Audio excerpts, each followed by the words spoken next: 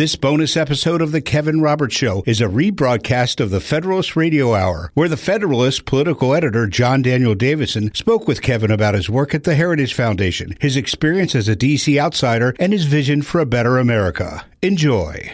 I happen to think, full disclosure, that the left really doesn't want to have a republic with the right, and that a lot of people on the right, and not just on the right, normal people who just want to live their lives, who are not really that political, just want to be left alone. That's right. I think the left doesn't want to leave us alone.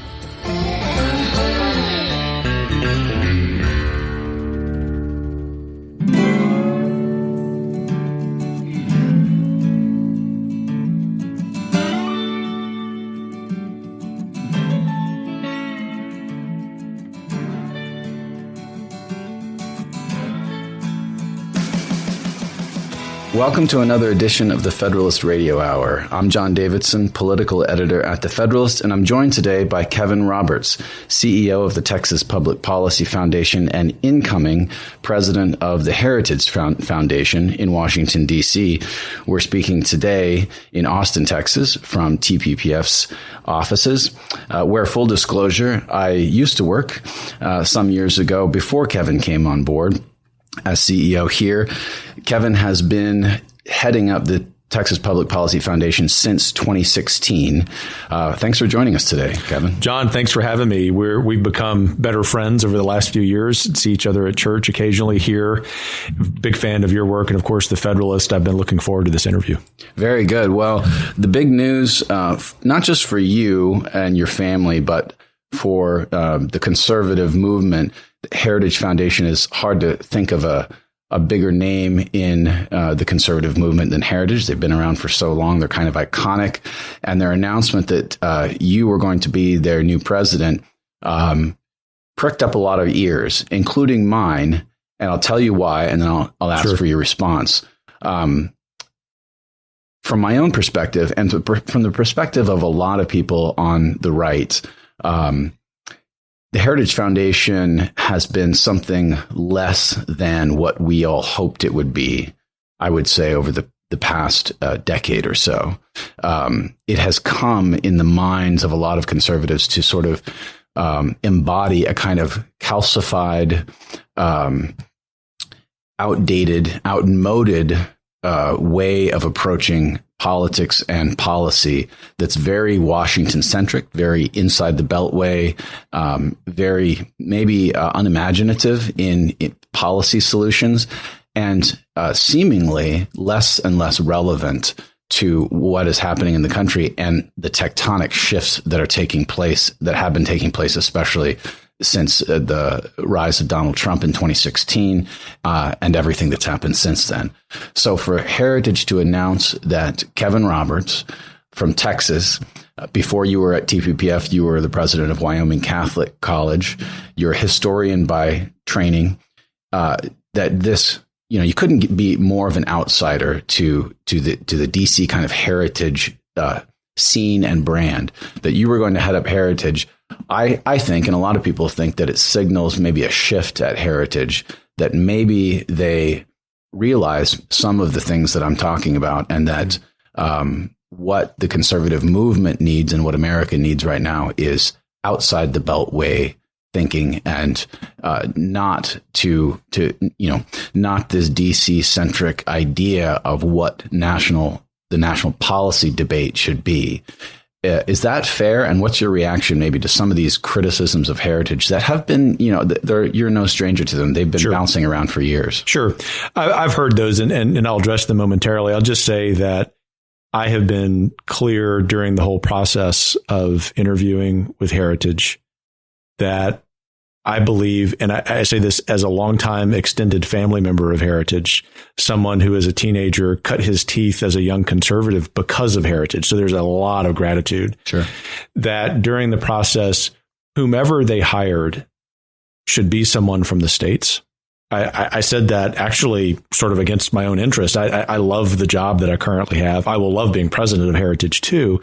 But my point was, because I love Heritage so much and I want to see them flourish for their next 50 years, that the person who comes in to lead Heritage should be someone who understands those tectonic shifts in the country and in the movement, some of them having to do with President Trump and Trumpism generally. And I say that knowing that Heritage is fully capable of not only making those adaptations, but actually leading them. And so, somewhat to my surprise, I don't say that to be falsely modest. I was chosen. And I'm excited, not just for me. I mean, professionally, of course, it's going to be the best job that I've ever had. And I've had 3 dream jobs. The one that I'm in, president of Wyoming Catholic and starting my own school on here, the feast day of John Paul II, John Paul the Great Academy. For those non-Catholic listeners, it's one of the weird things we do. But the point is, I'll get to have a 4th dream job. And to come full circle with that, John, I understand I represent the movement writ large, that I happen to have that privilege.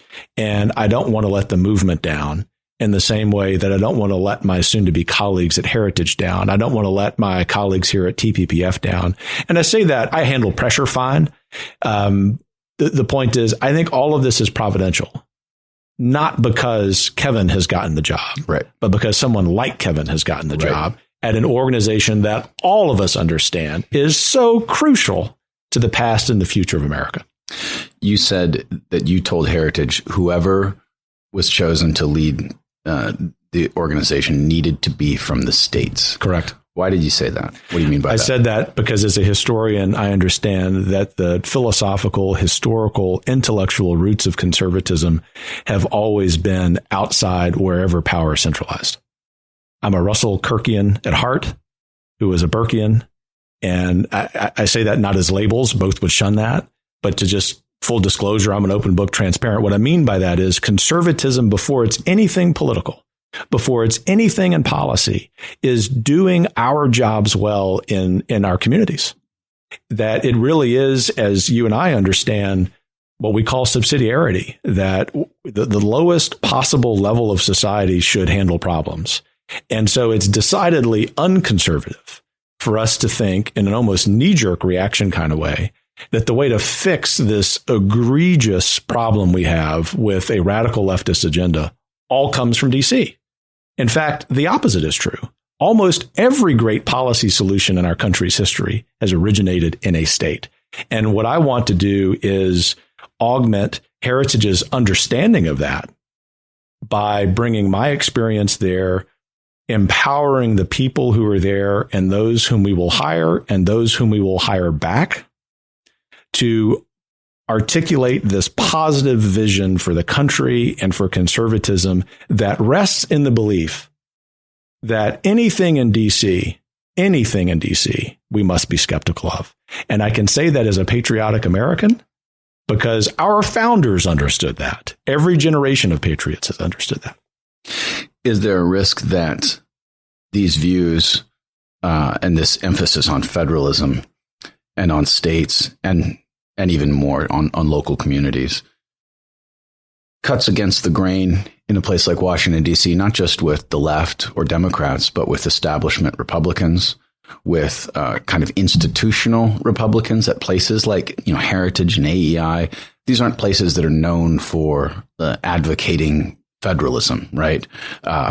Arguably, a place like Cato is more known for advocating for federalism or a kind of federalism. How do you propose maybe to shift that thinking, or has that shift? Do you think that shift's already taken place in a lot of people's minds because of the centralization that we've seen in DC, let's say over the last 15 years?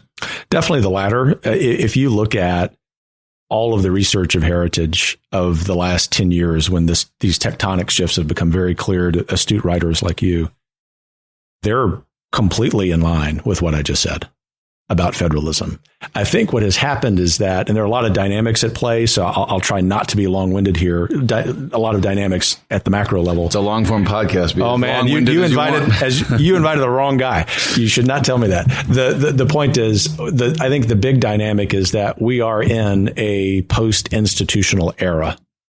And so there is a skepticism about almost any institution, period. There is a skepticism about DC institutions generally, and there is some angst in the movement about Heritage. my point is, if you actually look at the research, you look at the work that scholars at Heritage today are working on, it has dyed in the wool federalism. And so what I see my job as is making sure that that message is getting out to the states. And perhaps because of where I'm coming from, there will be a credibility in my saying, you really do need to listen to this from Heritage. It's what they've been saying all along. But because the institution of Heritage has been caught in that tectonic shift, as all of ours have, maybe there needs to be a bigger emphasis on that external messaging. I'm a guy who loves dealing with internal culture, spending time with colleagues, getting to know them. I love making sure that everything is running well. But ultimately, I'm an outside guy. I want to spend time building coalitions. I want to spend time listening to people who disagree with Heritage. I want to spend time listening to people who think we need to be doing things differently. Not because I think Heritage at its core is wrong, but because any institution, especially of that size and of that age, can always be open to adaptation. Maybe you're the wrong person to ask this question to, because you head a think tank in Austin, Texas, and you're going to head the Heritage Foundation in Washington, D.C. But what role really do think tanks have in the political moment right now? What's their relevance? I understand their relevance in the past, but a lot of conservatives have come to this place where they kind of look back at the past. They look back at the last couple decades, and they think that the conservative movement that was sort of directed by think tanks from a policy perspective, that was heavily sort of institutionalized and heavily DC focused, was an utter failure. And, I mentioned Trump earlier. Trump didn't spring, fully formed from the soil of the United States in 2016. He was a symptom, not a cause, of things that had been brewing for a long time.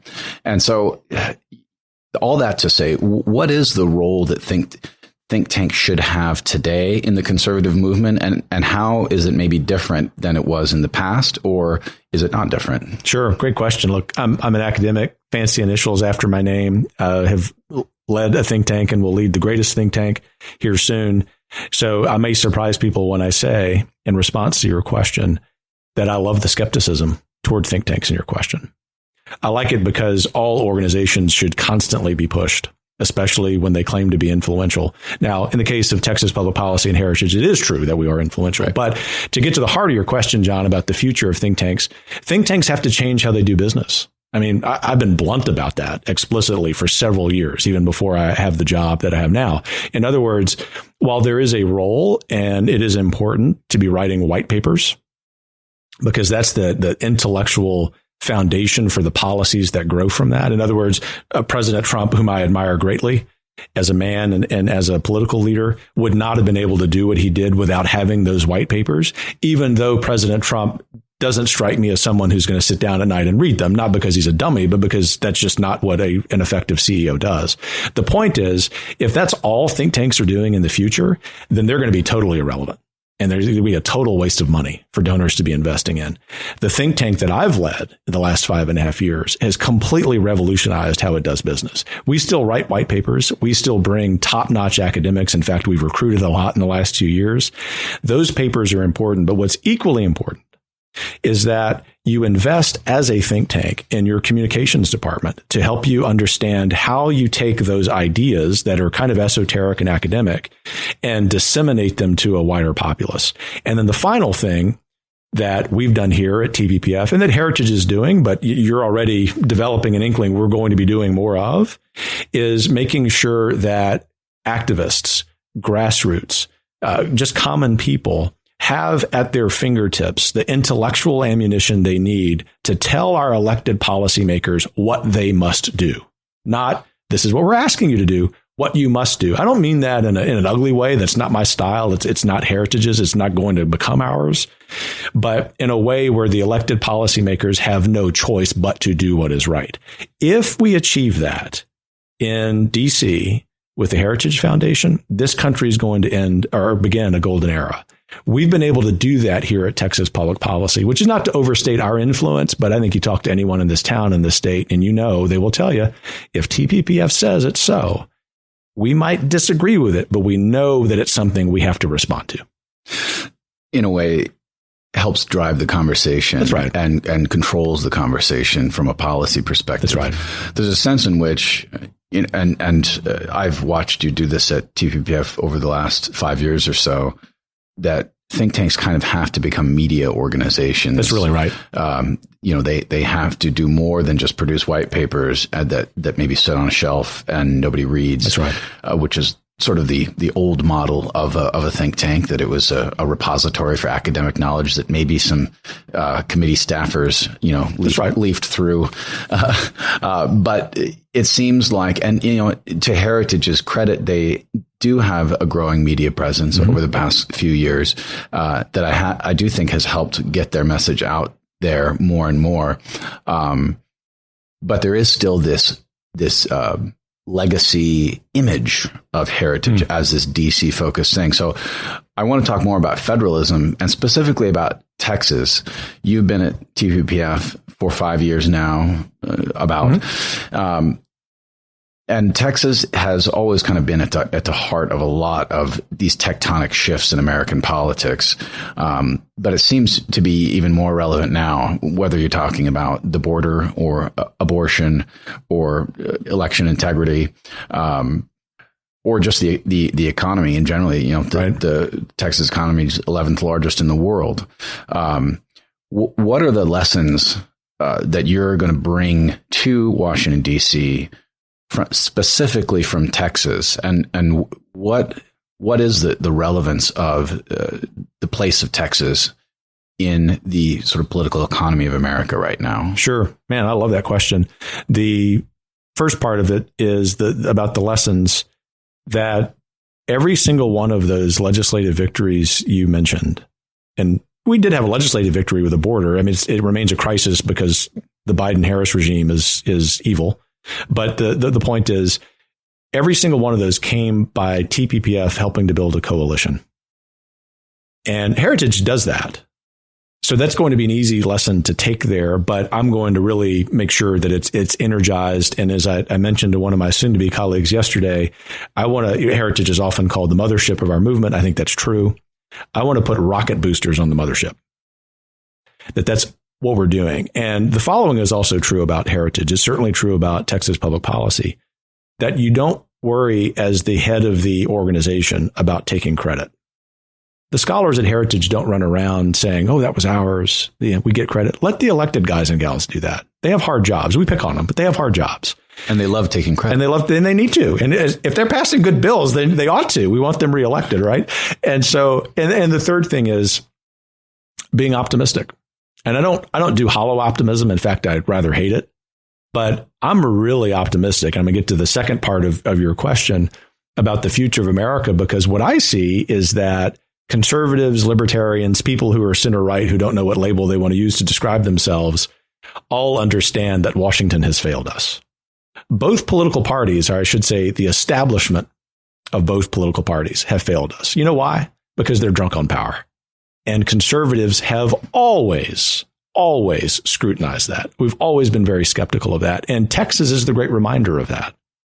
Maybe in the next 100 years, in addition to Texas, there will be other states who emerge that way. Texas has got this cultural bravado that I imagine non-Texans have discovered.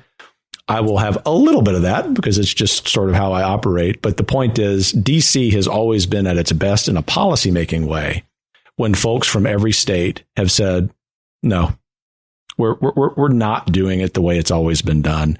You're a member of the deep state. In fact, as a member of the deep state, we just don't believe the words that are coming out of your mouth. And facts are stubborn things. Those are just true. And at Heritage, we will be optimistic. We will be courageous. We will be tenacious. And perhaps it's that last quality, tenacity, that as an adopted Texan, I will bring to Heritage and exhibit every single day. On the question of federalism and, Texas bravado, as you mentioned, which I think a lot of people in D.C. just sets their teeth on. It's edge. Wonderful to see them cringe at it. They really hate it. People in other states hate it too. I won't comment about them. They're good people. But, the idea that states are different and that life in states is and should be different, it seems to me is something that has maybe the only thing that has a chance of getting us out of the problem that we find ourselves in, which is that, half the country thinks the other half are traitors and don't want to share a country with them. Now, I happen to think, full disclosure, that the left really doesn't want to have a republic with the right, and that a lot of people on the right, and not just on the right, normal people who just want to live their lives, who are not really that political, just want to be left alone. That's right. I think the left doesn't want to leave us alone. That's right. So we keep circling around this idea of federalism. How do you get an authentic federalism, a substantive federalism, when so much of the policy making in the states, and this is something that we talked about a lot when I used to be at TPPF, right. and I think you guys have continued to talk about this and engage us because it's a big problem, especially in Texas, in a big state like Texas. How do you get an authentic, substantive federalism when so much policy is made in Washington and exported to the states in the form of federal funding that comes with strings attached? How do you break that euphemistically called cooperative federalism stranglehold over state policymakers? Great question. A lot of answers to that, but I'll limit myself to three. But let me say, before even getting to that, I happen to agree with you that the radical left at least, doesn't want to be in a republic with those of us on the right. And that's a huge problem culturally, socially. We see it when we go out to eat. You see it in the demise of formerly great institutions of civil society, like the Rotary Club and Kiwanis, at different stops along my professional journey. I was always a member of one of those to meet people who thought a little bit differently, knowing that I'm not going to change my beliefs, but I'm very happy to be friends with people who share or have other beliefs. Think about where I went to graduate school in history. But that is something that can change only from behavior of those of us who want to keep the republic. And that's why comportment to me is really important. That's why cheerfulness is really important to me. That's why I don't believe in especially those of us on the center right shooting at one another, which has become really fashionable in the last year. I understand it as a historian. That has happened before. That's not unprecedented. What is unprecedented, to the heart of your framing, is that a growing percentage of people on the left don't want to be in a republic with those of us on the right. And that's painful to think about. I can control what I can control. And what I can control is, to the heart of your question about so-called cooperative federalism. The first thing that needs to happen on that spending is that has to change. And that's why you can't forsake institutions like Heritage, I would argue, institutions, especially Heritage, being in D.C., because there's already great work happening by Heritage and the affiliated C4, Heritage Action for America, to make sure that spigot comes to a stop. That's the tallest order of tallest orders, because even many Republicans, perhaps most, are addicted to that. And so we as a center-right movement have to create a situation, going back to a previous exchange we had, where it is not fashionable for them to do that. That means, to go down to the sidewalk level briefly, that those of us who are constituents, all of us, of course, are constituents of a U.S. House member, that we don't applaud them when they buy into pork barrel spending. We don't want XYZ recreation center built with federal money. We need to say no. But the second thing is, and this is kind of coming full circle to your first question about my plans at Heritage. A lot of this is already happening, but again, I want to put rocket boosters on it. Heritage needs to be very present in state capitals, not to the demise of existing state-based organizations, but in a complementary way where we can bring in our muscle and help organizations like TPPF, help organizations like the Pelican Institute in Louisiana, which has got a tall order trying to reform my native state, which is almost too far gone. If Heritage can do that, and it's also remaining very present and influential in D.C. to begin to slow down that flow of money, I think we begin reforming this country. But the third thing is, we have to articulate a positive, persuasive vision for conservatism in the future, so that anyone running for office, president, governor, U.S. senator, school board member, state legislator, says, that's the America I want to be part of, and we're going to build it. And the reason I get animated in saying that, John, is we've done that every time. Our backs have been against the wall in American history. I happen to believe that TPPF and Heritage are going to be at the vanguard of that. That is the future of conservatism. I don't want to belabor the point about federalism. You can. But I do want to ask you again about some of these trends. Some of the folks on the right, and I think they're wrong, but you hear this now, talk of national divorce. Right. In some quarters of the right, that if the left doesn't want to be in a republic with us, fine. We don't want to be in a republic with you. And let's just figure out how to split. I think it's sort of not realistic. It's fantastical. I don't actually know what some of these people are talking about. But it's the sentiment that I'm interested in. And it's a sentiment that concerns me. Because I think it's loser talk. Mm-hmm. I think it is giving the left more credit than it deserves, and assuming that the left, and especially the radical left, represents more people than it does. So one of the things that we try to do at the Federalist is give a voice to people who the corporate media usually ignores, right? Especially people who the corporate media despises, right? Not only by giving, ordinary people, if they can write, a platform to make their arguments, but by interviewing people that, would never draw the interest of the mainstream media, except for maybe their scorn, right? Yeah.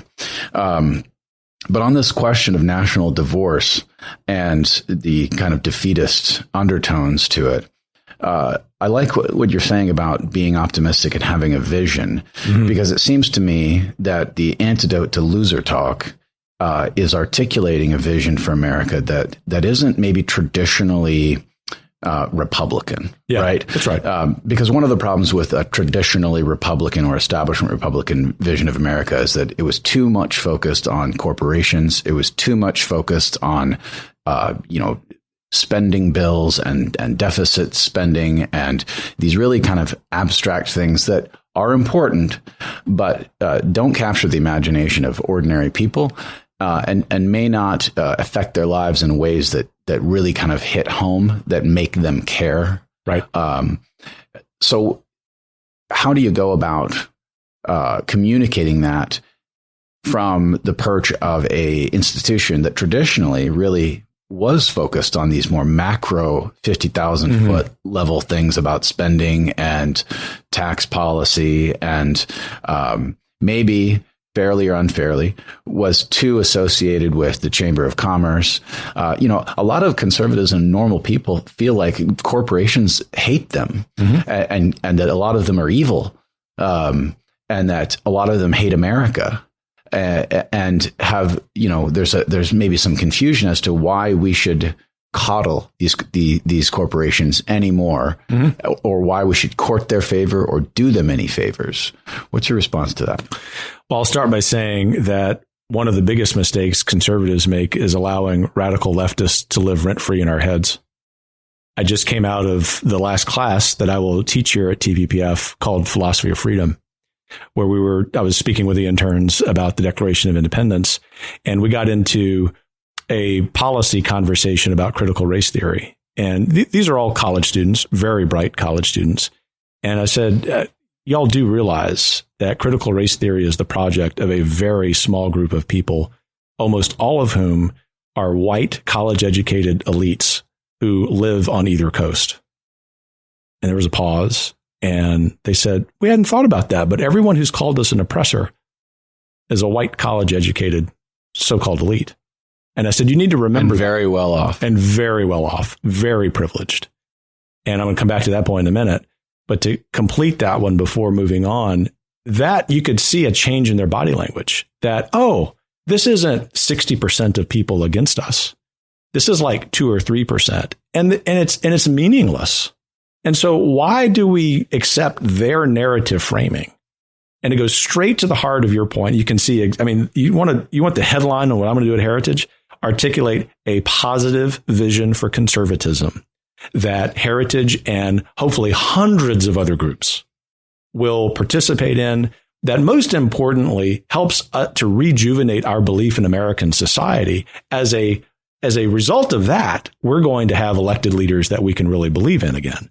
But the other point that I would make regarding the Chamber of Commerce stuff as it relates to heritage is, I'm a guy who grew up in a blue collar town in a working class family who had to relocate twice because of the oil bust in the 1980s. And it was in the midst of that, with great family drama, that I realized the government is not my friend. And no radical leftist is my friend either. My friend is my community, my family, going back to being a Burkean and a Kirkian. And what's the good news that I can tell people who don't know heritage as well is that it is not a Chamber of Commerce institution, especially now that the Chamber of Commerce has gone off the deep end because they've been bought off by woke corporations.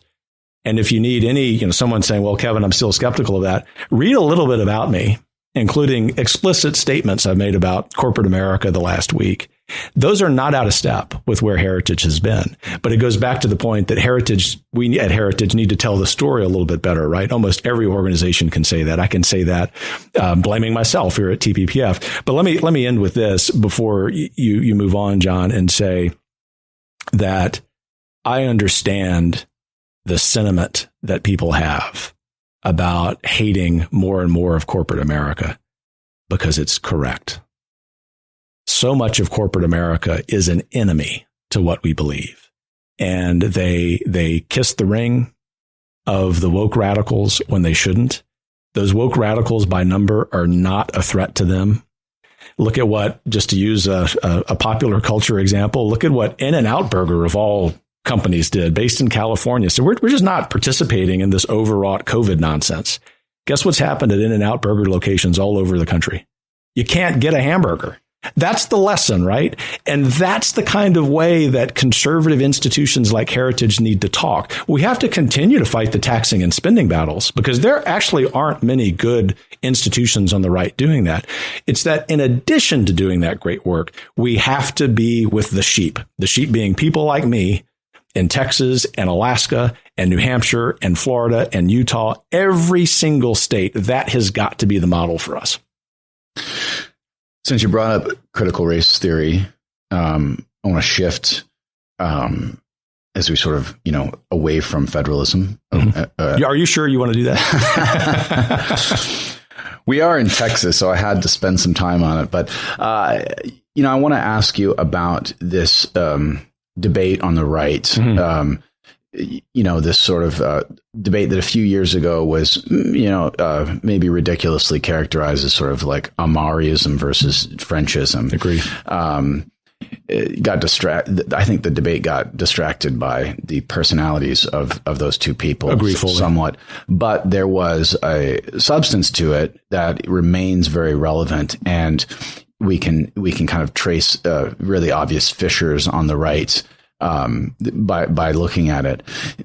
The idea, and I have to say, I am very sympathetic to this idea that the right and conservatives can no longer pretend, and I think for many years, many people were pretending that we can just have this neutral liberal order and that that will be enough to safeguard the blessings of liberty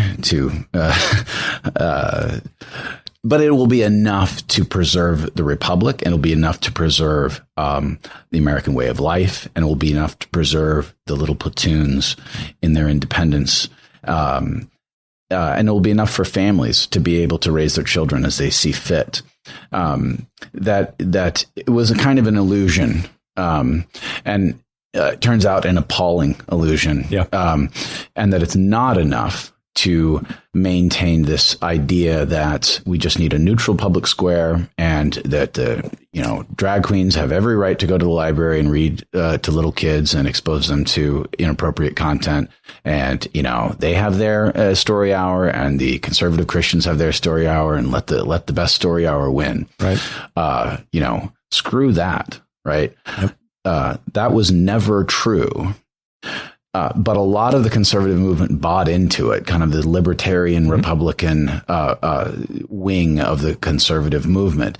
And I think part of the reason is that corporations were willing to donate to institutions that held that line because it was easier for them to sort of write a check to an institution that was like, we just want a neutral public square. We're not articulating a positive vision of the good. Yep. I think that's all over with now. Mm-hmm. And if conservatism has a future, and if we want to have sort of a fighting chance of saving the republic, we have to not just articulate a vision of the good, but propose policies that say, you know what, there is something that is good. Truth and falsehood are real and objective, and we can know what they are. Rejecting critical race theory that kind of posits you can't really know anything that's true, right? And articulate a vision of the public good that reimposes some guardrails that we've lost over the past 60 years, right? Yep. You're a historian by training, and I have to say that your training in history sort of infuses a lot of the work that you do, and I've heard you speak before, and seem to know what you're talking about sometimes. But from a historian's perspective, how do you reclaim? And you mentioned Russell Kirk and Burke. How do you reclaim that mantle for conservatism? Because Russell Kirk would never have gotten on board with this idea that there's just this neutral public square. How do you respond? What are we supposed to do? Yeah, well said. It's a huge problem. I don't want to be dismissive or seem to be minimizing the extent of the problem, but it may not surprise you given my optimism. I think there's a solution. The headline I would write is that every policy that center-right folks articulate and advocate for needs to be oriented around the Burkean notion of little platoons. That gets us back to federalism, of course, but I won't go down that trail because we've covered it. What I mean by that is I'm going to start with education policy. Look, I'm a proud product of public education. I'm a fifth generation teacher. America's public education system has collapsed.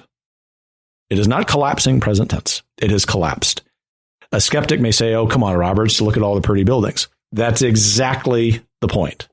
All the pretty buildings. I can go on a screed about that being a ridiculous problem in Texas. They're not even pretty. The football fields are, coming from a football fan. But the point is, what has collapsed is the education itself, which if you get to the Latin root, as you know, is to lead someone to a higher understanding. That isn't happening in most schools. And there's no way that we're going to achieve the objective of all policies in every realm, sort of using as a measure of success that we're empowering individuals to live in those platoons with all of the all the obligations of living in a moral order. Look at the work of Robbie George, my good friend Ryan Anderson. The goal should not be a neutral public square. The goal should be a public square in which there is an there's an understanding that we are transmitting values from one generation to the next. The only way to explicit, right? Yeah. The only way to do that, I'm telling you, is for the center right all to unite around completely starting from scratch with the education system. There will still be public schools, and a majority of students will still go to them. They have to be reimagined. I mean, this is time for conservatives to lean not only into Kirk and Burke, but T.S. Eliot. Let's be imaginative about the solutions we have. And the institutions that have been around a long time, like Heritage, and increasingly TPPF, we're 32 years old, must be imaginative. I'll close with this and say, the very last thing that I'm working on at Texas Public Policy Foundation is completely retooling our work on education reform. We've worked on that for 32 years. We've done good work on that. We have good people who've worked on it. We've not gotten it done. Now is the time to get it done. And even if I were not going to Heritage, I would be looking to the person who would be leading Heritage to help us at TPPF form this huge coalition, taking advantage of what parents in their hearts know, which is that schools have failed them, they failed their children, and by extension, they failed this great country. Who would have thought in 2021 that school board meetings would become a great flashpoint in the American body politic? It's insane, or that the U.S. Attorney General should be a relevant conversation about that. This is the last question I'll ask you on this point. I agree the education system has collapsed, and the past year, just if anyone had any doubt, there's no doubt anymore that radical ideologues are in charge of our school boards, are producing our teachers, are creating our curriculums. How do you, looking at sort of that landscape of the educational establishment, let's call them, the National Association of School Boards, asking the president to sic the FBI on angry parents at school board meetings? It's insane. It is. But obviously, it's evidence of complete rot in the education establishment in our country. The behavior of the teachers' unions over the course of the pandemic, abominable. The kinds of critical race theory and 1619 projects type stuff that we see coming into the school curricula, not to mention pornographic materials in school libraries. How did we get to the point where these institutions have been completely taken over, not by tame Democrats or centrist Democrats, but like the left wing of the radical leftist movement seems to have completely captured the educational institutions in this country. And maybe that's what you mean when you say we have to start from scratch. Yeah. Practically, how does that happen? Yeah, I'll get to the practical very quickly, but say it's happened because we've had this belief in this false notion of a neutral public square. And so that is an excellent segue, I hope, into what I'm about to say. I've lived this, that is to say, both in higher ed and K-12. I've been a leader in both, obviously a student in both, as most people. In higher ed, starting in the 1910s, and then really becoming profound by the 1950s, when this country was at its greatest. The people who were being trained in colleges of education were people who hated this country, who frankly were more passionate about the project of the Soviet Union than they were about the project known as the United States. They then, by the 1970s, had educated most of the professors in this country. And we're now living through our second generation of public school teachers who must be certified in most states to teach by going to a college of education. The reform starts by deleting every college of education, almost every college of education, all but 4 or 5. I'm not exaggerating when I say that. It continues by saying there is no longer a requirement that in order to teach in a school, you have to go to those enemies of the state schools. And the third is that we make sure that even in great places like Texas, where we have choked off, for the most part, new entrants into the charter school space, that we completely open up those laws so that there's massive competition for those children being in seats. When that happens, this country will be saved, but this country will not be saved unless that happens. You've been listening to another edition of the Federalist Radio Hour. I'm your host, John Davidson, political editor at the Federalist. Our guest today has been Kevin Roberts. He is CEO of the Texas Public Policy Foundation and incoming president of the Heritage Foundation. Until next time, be lovers of freedom and anxious for the fray.